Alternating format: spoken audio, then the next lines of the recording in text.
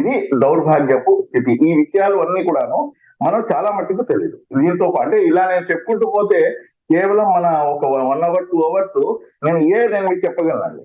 దాంతో పాటు అత్యంత ఇంపార్టెంట్ అయినటువంటి అంశం నేను కేవలం ఒక వక్ఫ్ బోర్డు ఒక ఈ ఆదాయం సృష్టించే మార్గాల గురించి మాత్రమే చెప్తున్నాను.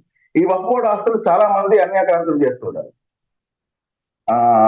ప్రభుత్వాలు ఏదున్నా కానీ అది కొంచెం ముందు వెనకాల అవుతూ ఉంటాయి. కానీ ఇక్కడ గమనించాల్సిన అంశం ఏంటంటే నారా చంద్రబాబు నాయుడు గారి యొక్క ఏదైతే ఒక చిత్తశుద్ధి అని చెప్పి మనం చెప్పొచ్చు.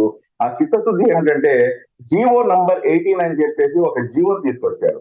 అది కూడా మరలా 2001లో 2002లోనూ తీసుకొచ్చారు ఆ జీవోని. ఆ జీవో ఏం చెప్తుందంటే జీవో నంబర్ 18 ఏం చెప్తుందంటే డిస్ట్రిక్ట్ కలెక్టరు, జిల్లా ఎస్పీ, ఎంఆర్ఓ, అదే విధంగా ఎవరైతే అధికారులు ఉన్నారో ఈ అధికారులు అందరినీ కలిపి 11 మందితో ఆ కమిటీ వేసి మీరందరూ బాధ్యులు వక్ఫ్ ఆస్తులు 10 లక్షల కోసం అని చెప్పేసి ఎంత బ్రహ్మాండమైన జీవో చూడండి అసలు అది అంటే డైరెక్ట్ గా కలెక్టర్ ఆధీనంలో వక్ఫ్ స్థలాలన్నీ కూడాను ఉంటాయి. దీనికన్నా ఇంకా సెక్యూరిటీ ఏముంటుంది?